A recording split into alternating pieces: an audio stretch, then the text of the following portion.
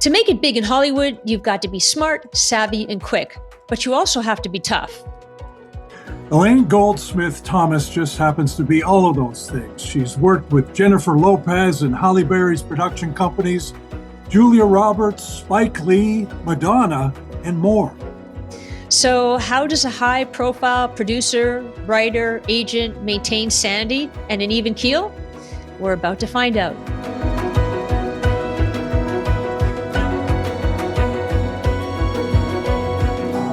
Elaine, welcome to Believe in People. Thank you. What a nice way to start the day. Well, we're grateful for you being here. And Elaine, you have been in the entertainment industry a long time. How do you maintain your sanity? I mean, isn't that a presumption that I do? I mean, if everything's crazy, nothing's crazy, right? And so I don't know. Oh, yay! Now I just see me on delay. How do I? Are you guys still there? We are. Of course. Okay, because I lost you. There you are.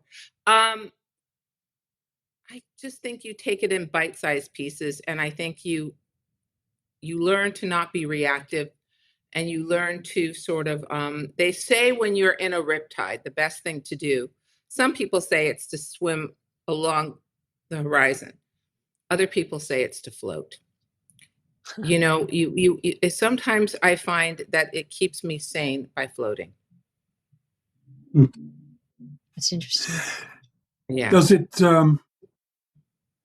it teach you anything about human nature, interacting in this industry that you're in, interacting not only with people who we all revere, but also interacting with people who want us to revere them?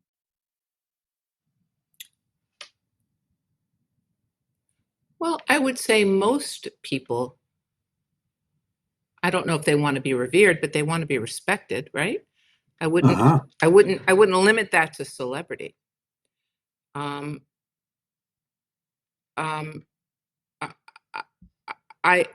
find that most of the celebrities with whom I've worked, whether they're stars or directors or executives,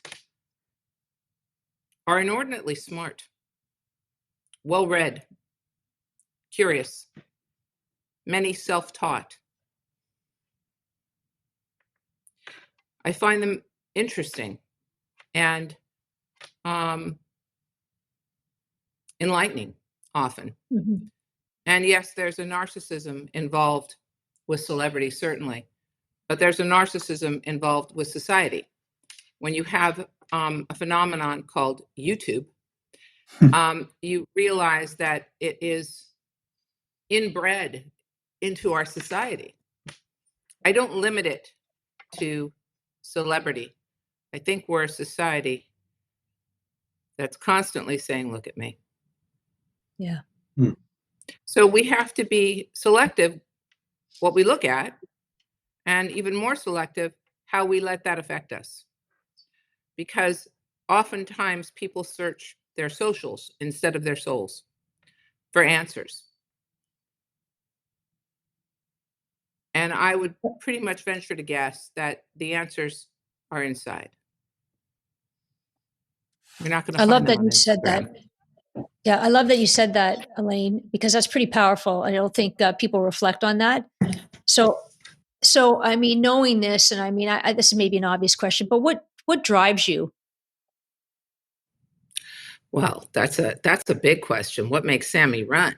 I mean, you know, probably a mix of the best things in my life and the worst. Probably the fact that my superpower is both my strength and my kryptonite. I don't take no, right? I'm writing a book, which will come out next year, called She Just Wanted In. Right now, that's what it's called. And it's about 3 women who take on the William Morris Agency. It's very scandalous and salacious and fictional, even though I was at William Morris. It's more of a triptych of things I saw, and then I turn left because it's fictional and it's, three women who bring William Morris to its knees, a place that they often went to. It is not a feminist manifesto, because some of the women actually become versions of the monsters who train them. Mhm. It's a slice of life that I saw about three women who were driven to get the yes. And I think I was formed and informed by parents, my mother willing me to keep trying, and my dad teaching me that no didn't really mean no. It just meant try again.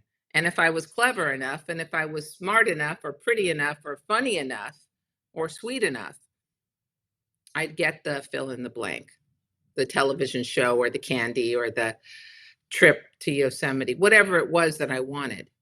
It was just, it meant no, meant try again, try harder, wiggle your toe in, and then you can work that toe. And again, that became a strength for me to learn how to seduce the yes, to learn how to cajole it, to learn how to get it, and a weakness. So it's really, life is about finding that balance, right? Understanding what drives us and understanding that we need balance. That's where I'm at. You know, you reach 50, you're at the second half of your life. So you've got to see, what have I learned and how can I improve part two? Why do you suggest that sometimes yes is a weakness? If I'm to understand what you Not yes is a weakness, not accepting no. Sometimes you're not supposed to eat the candy. Sometimes no is no. Sometimes when someone says no, it doesn't mean try harder. It means respect me. Yeah. So you have to navigate that, right? No is not always, I'll try again. That could be a disaster in many, many ways. No can tell men. No can be a good thing. What? No can be a good thing. Yes, they tell men, if a woman says no, stop, right? Okay. Sometimes no is no. So it's navigating what no is and when to push. It's finding the balance. Yeah, it's true. And Elaine, I'm really interested in your book. I think that's going to be a really interesting read. And I want, as part of it, I don't know if it is necessarily, but can I swing into? I want to swing into ageism because it's alive and well, particularly in the entertainment industry. I've had spoken to a number of women, particularly, that this has been a burden. Unfortunately, what's your experience or the experience of your colleagues that may have spoken to you with respect to age discrimination? I don't know, because I've had my own little battle with it, because I always lie about it. So I have my own little battle with it where I have an age range, never an age. It's kind of like, I once Googled myself and it said, how old is she? And I stopped Googling. You know, I think that for men in their 50s and 60s, and now even 70s, they're reinventing. Spielberg just won the Golden Globe last night. For women, it's an anomaly. So I don't know. I mean, I don't dwell on it. I feel like I'm 35 with the wisdom of a, 59-year-old. But it's there, certainly. And it's insidious. It's not the overt ageism that anybody has to fight. It's the insidious ageism. It's, I don't know. I mean, whatever. So I don't know. I mean, I again, it's nothing you can ever do. So you have to use it as a bonus. You have to go, I'm excited for my book too. It's fun. It's a little Jacqueline Suzanne. I mean, it's three girls who there's a lot of sex and drugs and wiggle room, because in the 80s at William Morris, they called, or some of the people called you sexy Terrys. And it wasn't that long ago that it is rather shocking. So it's based on truth and then turning left. It's seeing people that I knew and then inventing different backstories. It's doing an homage to Sue Mangers, who was a mentor of sorts, and Tony Howard, but it's not a documentary. So it's going to be fun. It's going to be fun. It will give people a little bit of a peek of how hard it was to survive the boys' club of the 80s. Mm-hmm. And in a way explains people like Harvey Weinstein, people like that who pushed and bullied and talk about not taking no, right, Kev? But you understand the DNA, because there were many more people, maybe not quite as extreme as that, but many more people like him. There were no rules. There were no rules. I remember a guy came up to me and said, "Can I have a blowjob?" He was my friend. I said, "How do you ask me that?" And he said, "You don't ask, you don't get." This was the 80s. Yeah. They'd slap your ass. They'd. I was going to say, has it changed? I mean, Well, do you believe it's changed, or has it gone underground like everything else? No, I think it's changed dramatically. I think it's swept so far to the other side that people are afraid to open their mouths. I think it's gone, they're canceling people that I'm sorry, Al Franken, really? It's gone too far to the other side, in my opinion. But yes, no, it's changed dramatically. Can you imagine somebody saying, "Hey, that's my sexy Terry now"? Now, have the belief system changed? No. Do I think there's still boys' clubs or men that feel safer with men? Probably, especially in light of what's happening now. But, there's a scene in my book where one of the agents is having sex with an actress. And he lets his, as a bonus, his assistant listen in on the intercom. And that's based on a real thing that I had heard from the person that it happened to. It's crazy. That's crazy. It's a power thing, isn't it? It's power. It's indulgence. It's I can get what I want. Yeah. It's how far can I push it? It was the way of the world. And, I know people who worked for really bad guys, but they felt like if they complained, they would just be marked. They couldn't survive it. So it was about, how do I survive you? Anyway, that's the book. And it's fun. It's fun. I'm just, sounds like it. Yeah, it's fun. It's fun. So it'll be out, next year. I'm not sure. I'm just looking something up. I'm not sure when. It might be next February, and I'll let you guys know. I'll let you guys know. It's St. Martin's Press, and I'll let you guys know when. I was looking for the release date, but I don't know yet. Can I ask you, and this is coming from someone who spent his entire life in television, when it comes to, you mentioned the Golden Globes earlier, and it's all the talk of what happens at these award programs, and whether or not the guy's funny enough, or whether or not somebody lies down on the floor and steals the attention from someone else, and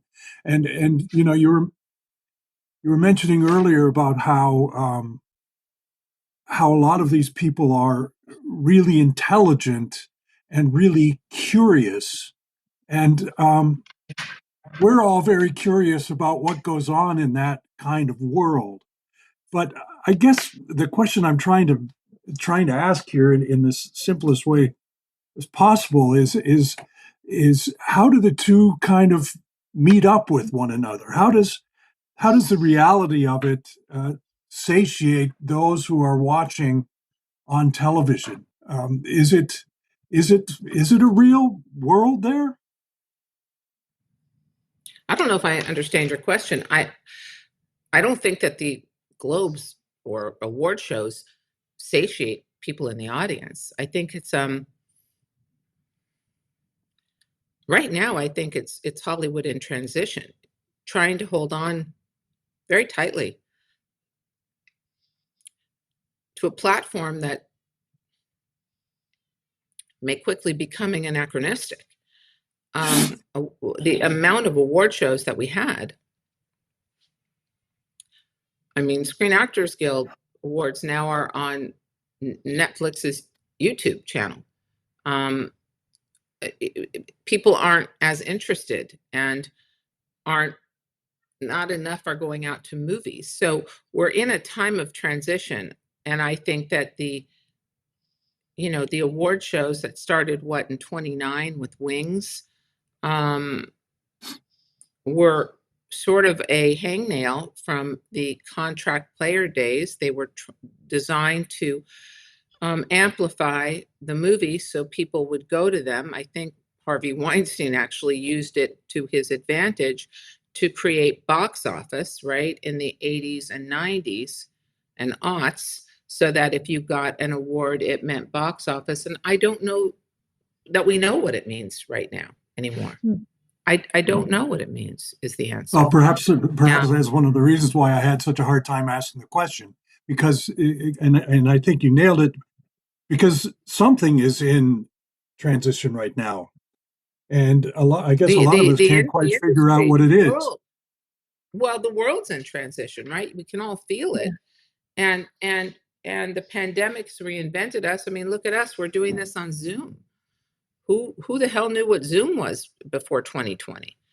And we've become insular. We're staying in our homes. We're watching our shows. We're binge watching series. We're living in an age where Amazon was selling books, and now it's selling everything, including entertainment. And I don't know. I mean, do people want to go to movies? I think so. Avatar is going to cross $2 billion. Yeah. But as you see the trends, people are waiting for the movies to come to streaming also. So it's grappling with the reality of that and finding the balance again, because it used to be every Friday night you'd go out to a movie, Friday or Saturday. That was the thing people did, right? So I think we are in a time of transition. I don't know what it was like when they went from talkies to silent. But I do know eventually silent became the dinosaur. I don't know what it's like between broadcast and streaming. So I don't know. There might be broadcasts, might be live events, news shows, the things that require an immediacy. But then again, middle America watches a lot of these shows so it's confusing. Mm-hmm. And again, when it's confusing, Kevin, and when you don't know, rather than getting anxious, people out there, float. Live in the uncertainty. It'll make your life better. Yeah, I like that. And, that might be, Elaine, that might just be your secret to your success. I wanted to ask you, you were one of the top, and I'm curious to see, first of all, learn how you started in this industry, but you were the top female agent in the industry, guiding careers of actors Julia Roberts, Tim Robbins, Madonna, Susan Sarandon, Patrick Dempsey. I mean, so many, Matt Dillon, Darren Star, Spike Lee. What do you owe or attribute your success to? And is there any secret formula? Is it just hanging in there? It can't be. What's your It's thoughts navigating. around that? It's navigating. It's studying the rats in the maze. It's navigating. It is hanging in there. Yeah. It's believing. It's understanding that Hollywood is a world where people put their fingers in their mouth to see which way the wind is blowing. And you have to learn how to blow the wind. It's not 2 + 2 = 4. It's passion. My truth may not be your truth.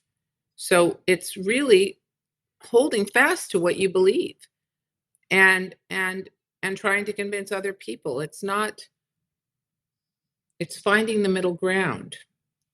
It's getting in, right? Yeah. Getting the yes. And I think my dad sold insurance. People liked him. He liked people. He was genuinely curious. And he found a way to get the yes, and he taught me. And yeah, I was an agent for a long time. What gripes me is that we called it the biggest female agent. I don't know why divide it by sexes. You know what I mean? Mhm. How great would it be Yeah. as you were one of the top agents? It's not Yeah. Olympics. Exactly. But yes, that's what they said. I was the biggest female agent. And somehow I took pride with that. But secretly I went, you feel like it's somehow a level down. You don't have the muscle to be the biggest agent. You know, they'd give me the award if the word female was there. I don't know. Right. Again, it's just ego at the end of the day. And it wasn't it I don't diminish what I did, because when you represent superstars, I also represented Jennifer Lopez and Julia and all of them. When you represent superstars, you know, you're the first line of defense. You see, when you represent the biggest star in the world, you see every script. It's not the ones necessarily you say yes to. Sometimes it's the ones you say no to. So, But yes, I did that for many years, and then I decided to reinvent. I mean, I think I was always a writer, and I think that in those days you could only, if you were an agent, you couldn't say you were also a writer. I don't know that your clients wanted you to be. I don't know that the agency wanted me to be. So I was an agent, and I'd read scripts and I'd call the writers and I'd say, this might be an interesting fix, or, you know. And there was a man named Ron Bass, still is, who he had sent me a script, My Best Friend's Wedding, and he was very giving and generous to me because they were doing some reshoots on it, and I gave him ideas, and he told me to stand in front of them. He said, these are great, you know. And I went, oh, you know, again, you try to, you know, closet your secret talent. But he encouraged me, and I told him that recently. I said, it was you who said, because he said, you're a writer. I said, well, I'm an agent. And then after agenting, I ran a studio on the East Coast, Revolution Studios, and I produced, and I'd secretly write. I'd write with the writers. I'd fix scripts if they needed it. I did whatever I had to do to get the movies made. The goal was getting the movie made. It wasn't about getting credit. And so most of the time I didn't take it. In fact, I never took it until recently. So it's about standing in your truth finally and saying, you know, I can be many things. And the person who inspired me most about that was Jennifer Lopez. You know, here was a woman who was a dancer, then took acting lessons and became really strong, wonderful actress. And then, but had always sung and said, I want to sing. And people hated her for it. They hated her ambition. They marginalized her talent. Well, you can't really be good at that. And I know respectable people who went, well, look, she's just a good dancer, because it made them feel safer. Because if you can do all those things well, what does that say about me? And they were hard on her. And she just persevered. It wasn't that it didn't hurt. It wasn't that it doesn't hurt. It was that she knew she had one life here, and she wasn't going to let them limit her life. And that inspired me to start taking credit and standing in my truth and write this salacious book and write scripts. And so I just wrote something with Richard LaGravenese that we sold to Amazon, and I wrote something for Universal, and if somebody says, so are you a writer? I'd say I'm a producer, and I'm a writer, and I'm an agent, and I'm all those things. How odd is it that we ask kids when they're 14, what is it you want to be for the rest of your life? And then we hold them to it. We hold them to it. Shame on us.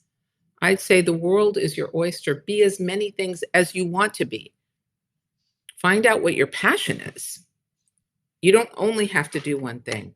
So for believe in people, I would say, take off the corset. That might be a little hard for me to do at this point in my life, but I'll give it a try. Yes, if you've got a screenplay and you write it. The point is, the only thing, I wrote a script. I actually ended up getting rewritten, so I feel less ownership on it, but it doesn't matter. I wrote a script called Second Act that I had conceived. I love that movie. Thank you. Which is, the only thing stopping you is you. Yeah. Nobody's saying you can't be the guy who writes a great novel or screenplay, or you want to act, declare what you are and then go chase it. People are counting on the fact it makes them feel safer when you only do one thing. It makes them feel safer maybe when you stop. So to your ageism question, stop if you want to stop, not because you have to, not because somebody tells you to. In all of what you've told us and your multifaceted day from dawn till dusk and perhaps beyond, where is there time for you in there, and what do you do with it? Well, I need to start moving because I have become quite accustomed to sitting on my ass. So I need to start moving. I guess that's for me. I love what I do, Kevin. And when you really love it, when it feeds your soul, it is for me. I love it. I love it. I love being with my husband. I love doing it when I'm around Dan. So, you know, if I had my druthers, he'd be with me all the time, but he's got a life. So it's, you know, but when you love what you do, I think it would be painful to stop doing it. It's such a great attitude. I guess I need to exercise. I need to take walks more. I need to move my body. And you love animals. Do you have pets, Elaine? I have a god dog. The guy who takes care of our house upstate, he's sort of, yes, I share a Weimaraner. I love him today. I love him, love him, love him. I had a Weimaraner who I put in one of my movies, Made in Manhattan, and he was the love of our lives. And we had him till he was 14. And, you know, dogs remind us what angels they are. And I love animals. So I now have Linus, and Linus is just my heart. And I love seeing him. I love being with him. I love holding him. So yes, I love that. You know, somebody said, if you won the lottery, what would you do? And I said, probably not anything too different than what I'm doing.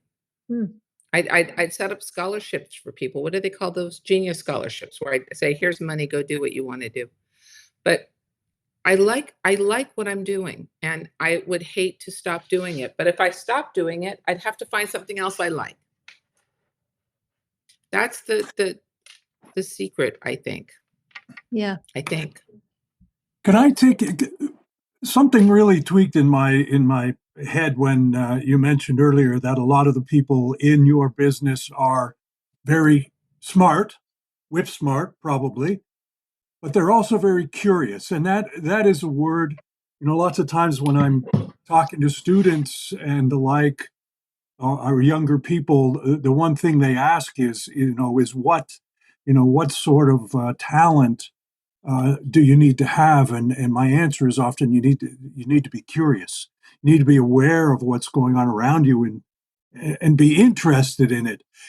Do you find that is there a community out there of like-minded people along this way that are looking for that nugget? I think some of the best people I know, people I'm most attracted to, are people who are curious, who ask questions, who genuinely care. It's a sign of a world outside their world. I'm not saying that all people I work with are, but I would like to become more curious. I think it's kind of childlike in a way. Huh? It's kind of childlike in a way, but it's very interesting to be curious. Oh, I don't think it's childlike. I think it's the opposite of narcissist.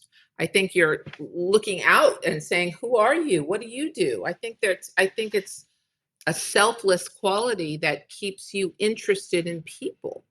Yeah. And sometimes I worry I'm too insular. And so I'm drawn to people who aren't. Mm-hmm. I like people who can make friends with many different people. And you know, and hear their stories. Look, I'm a storyteller. Yeah. So I like telling people how I survived. As Sue Menger said, my career wasn't planned. It happened, right? It just happened. and there's no trajectory. So the thing I'd say to you guys and to your listeners is, again,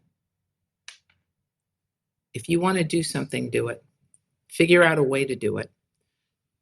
Many people in the world are threatened when you're maybe of retiring age and you're not retiring. Look around you, the people that, like I said, Spielberg, Clint Eastwood, all of, you Judi can't really Dench. cite too many women, but you keep going because you want to. Yeah. If you Bill Nye. stop because you want. Okay, good. All of these people, it's just about not holding yourself to a standard set by others, and that's what Jennifer Lopez has taught me. She really celebrates the why not. Yeah. Sounds like such a great partnership. And Elaine, we ask, and we really appreciate your time. We ask all our guests this one question, and you've really answered it, but I guess more deeply, why do you believe in people?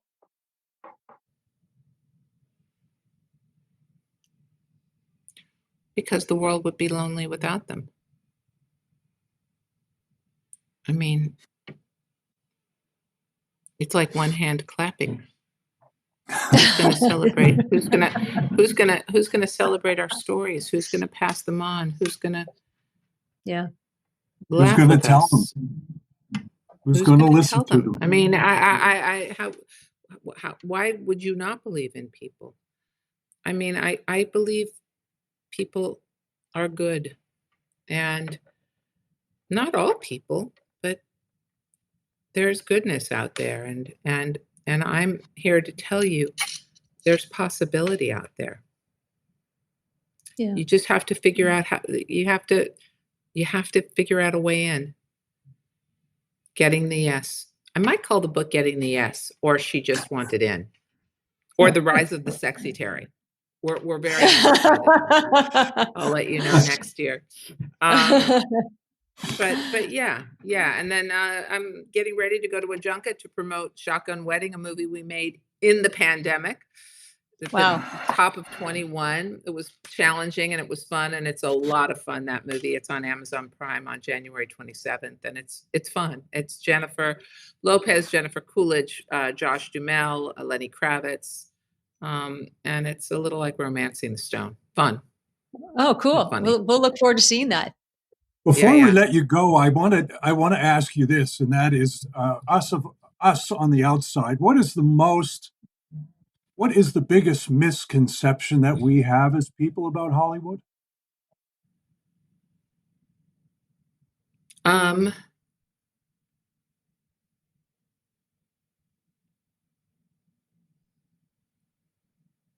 That stars aren't human, that they don't have anxiety and fears and depression and feelings. I think the internet has really created a culture where people think they can say the most horrible things. They think they can say anything. With these comments and these the harassment, and it's taken our First Amendment rights and it's gone crazy. Yeah. And I would say that anybody, I think people feel like, well, you're putting yourself out there, so I can say anything. You're a public figure. What That's are actors? true. They're telling stories, but they're not putting their lives there for you to tear them apart. It hurts. Yeah. And if you think it doesn't, and of course, the cowardice involved in putting yourself out there with these criticisms with some handle that is not your own name, and you're an anonymous. You hide behind your anonymity, and it's bad. It's just how, I guess that's it's what I how would say. uncivil things have gotten. This is your modern day storytellers. They're actors on a stage, showing you a piece of a character to sort of connect with your own. That will somehow move you or make you laugh or make you cry or make you think. Yeah. Yeah. And it seems glamorous, and I guess for some people it is glamorous, but it's also very revealing and personal. So I guess I would say that would be the misconception. I must say that the real joy that I still get out of seeing a film is the fact that while I'm sitting there in the theater having my little popcorn, I find someone on the screen that I can identify with. Oh yeah, I think like that, or what would I do? Which is why I still love films, because you can still lose yourself in there. I think the best actors tap into the human condition. Yeah. And they make you feel the sense of community, even if it's somebody who's pretty messed up. Yeah. The best actors find the humanity in the villain. Mm. And maybe for a minute you're not so alone, right? Yeah. Because at the end of the day, we're all alone. And it's that sense of human community. So I would say respecting each other in this world of, clickbait. Yeah. Thank you so much for sharing all this with us. Oh, it's my pleasure. I was going to say I turned my comments off on my Instagram because I'm so public, because I didn't want to see cruel things. Yeah. I mean, like, I only let people comment who I follow, because I didn't want people to sit behind a desk and think I'm going to punch you and just take it. And in that way, it made me feel better, Yeah. Yeah. So, well, modern day tomato. Thanks, Elaine. Yeah, exactly. Looking forward to the movie and your book that's coming out. I love it. All right, Amy, and congratulations. Nice to meet you, Kevin. Nice you too, Elaine. Thank you so much. Keep going, guys. My takeaway from this conversation is that Hollywood and the movie industry and all the glamour and the lights and the searchlights and everything is so attractive. And it was very satisfying for me to speak and listen to someone who sees it all from the inside and does see that there is some light that comes out of all of this. And to that point, Kevin, I think the one thing that really stuck with me was when you're unsure or you're trying to navigate the industry and it moves every which way, but the direction you hope it goes, is to sometimes you just have to float. And I love that she said that. Right. That's fabulous. And believe in yourself and believe in people. And if you want to continue on believing in people and listening to others who do, please subscribe to our modest little podcast called Believe in People. And Amy and I, Kevin Tibbles, will meet up with you again next week. Thank you very much. Thanks, everyone.